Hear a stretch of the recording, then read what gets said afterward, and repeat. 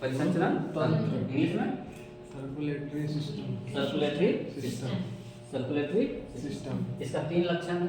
Circulatory system जब बात करते हैं तो उसमें 3 चीजें आती हैं। कौन कौन सा? एक भ्रमण करने वाला पदार्थ होता है, जो यहाँ से वहाँ जाता है, उसको क्या बोलते हैं? भ्रमण करने वाला। भ्रमण करने वाला पदार्थ हमारे शरीर में वो कौन है? ब्लड यानी रुधिर। ब्लड यानी रुधिर।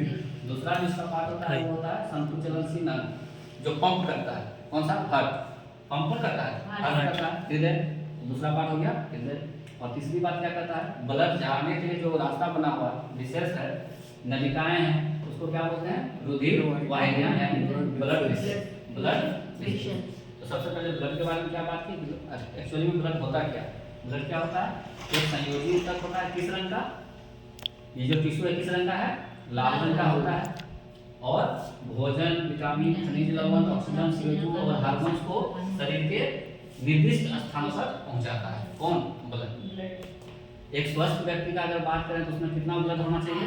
5 से 6 लीटर होना चाहिए। कितना ब्लड होना चाहिए? 5 से 6 लीटर होना चाहिए। और ब्लड का जो pH वैल्यू है, pH मतलब power of hydrogen. Power of hydrogen. Power of hydrogen कितना होना चाहिए?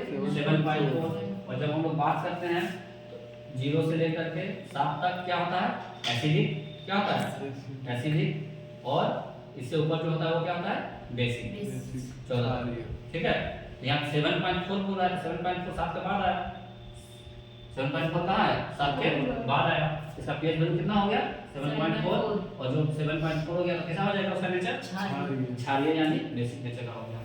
अब जो इसमें हीमोग्लोबिन है, Hb हीमोग्लोबिन, वो प्रेजेंट रहता है। ब्लड में क्या होता है? हीमोग्लोबिन प्रेजेंट रहता है। और जिस कारण इसका जो रंग होता है वो कैसा होता है? लाल होता है। हीमोग्लोबिन के कारण इसका रंग कैसा होता है? लाल होता है। जो ब्लड होता है उसमें कितना परसेंट लगभग जल होता है? 91%। 90% लिखा रहेगा। 91% जल होता है। और जो एम्ब्रॉय होता है, एम्ब्रॉयो EMBRYO यानी भ्रूण, जिसको हम लोग कभी-कभी फिटस भी बोलते हैं। क्या बोलते हैं?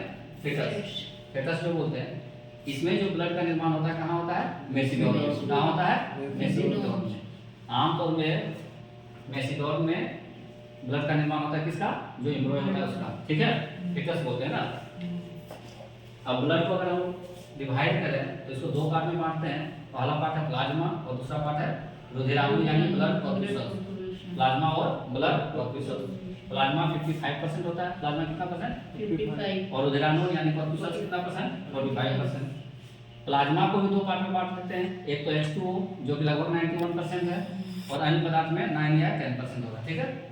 उसके बाद जो रुधिराणु है यानी ब्लड कॉर्पस्कल्स है, वो 3 पार्ट में पड़ता है। कितने पार्ट में? 3 पार्ट में। RBC, WBC और प्लेटलेट्स। RBC, WBC और प्लेटलेट्स। अब RBC के बारे में बात करेंगे।